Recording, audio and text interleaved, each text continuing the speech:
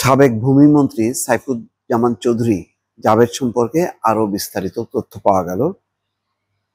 সরকারের বিএফআইইউ অনুসন্ধান করে যেটা সামনে নিয়ে আসলো, যে তথ্যটা, যে ঋণের মোট 5,000 কোটি টাকা পাচার করছে দুবাই এবং লন্ডনে। সেই টাকা দিয়ে জাবেদ কিনছে 597টা বাড়ি।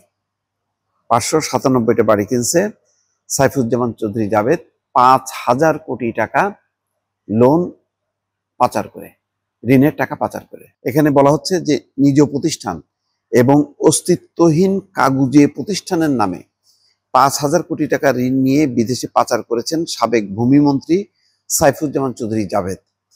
সেই অর্থ দিয়ে দুবাই, যুক্তরাজ্য এবং যুক্তরাষ্ট্রে কেনেন 597টা বাড়ি, তার মানে প্রায় 600টা বাড়ি। চিন্তা করেন, পতিত আওয়ামী লীগ সরকারের ছায়া থেকে বেপরোয়াভাবে ঋণ নিলেও নিশ্চুপ ছিল কেন্দ্রীয় ব্যাংক।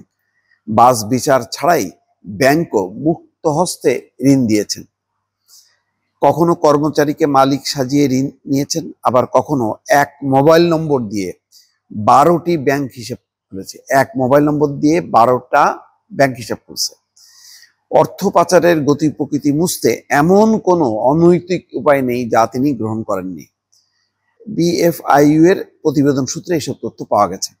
গত বছরের 5ই আগস্ট আওয়ামী লীগ সরকারের পতনের পর অর্থ পাচার এবং ব্যাংকিং খাতে ঋণ কেলেঙ্কারির তথ্য একের পর এক বেরিয়ে আসতে থাকে।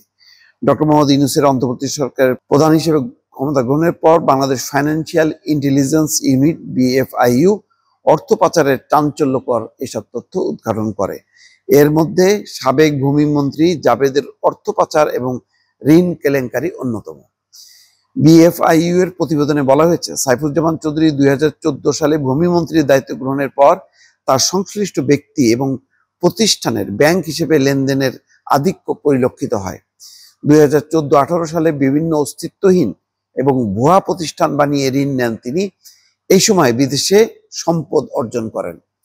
কিভাবে বেনামি এবং কাগজি প্রতিষ্ঠানের নামে ঋণ নিয়ে হুন্ডির মাধ্যমে বিদেশে পাচার করা হয়েছে তার বিস্তারিত বিএফআইইউ এর অন্তর্বর্তী প্রতিবেদনে উল্লেখ করা হয়।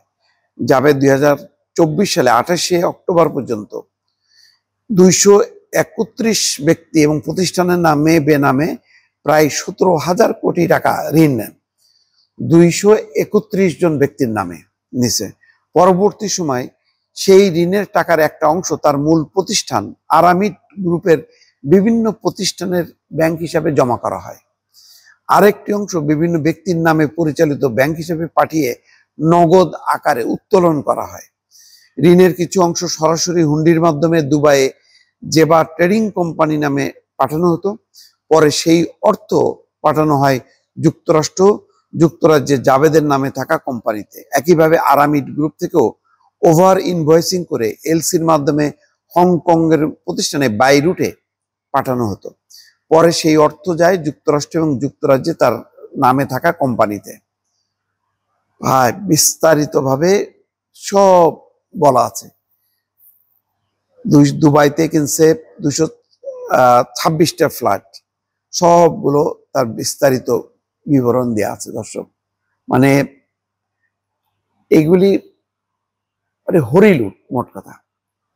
এই লুটপাটের যে চিত্র এগুলি আসছে, এখন যত দিন যাচ্ছে আস্তে আস্তে কিন্তু প্রকাশিত হচ্ছে।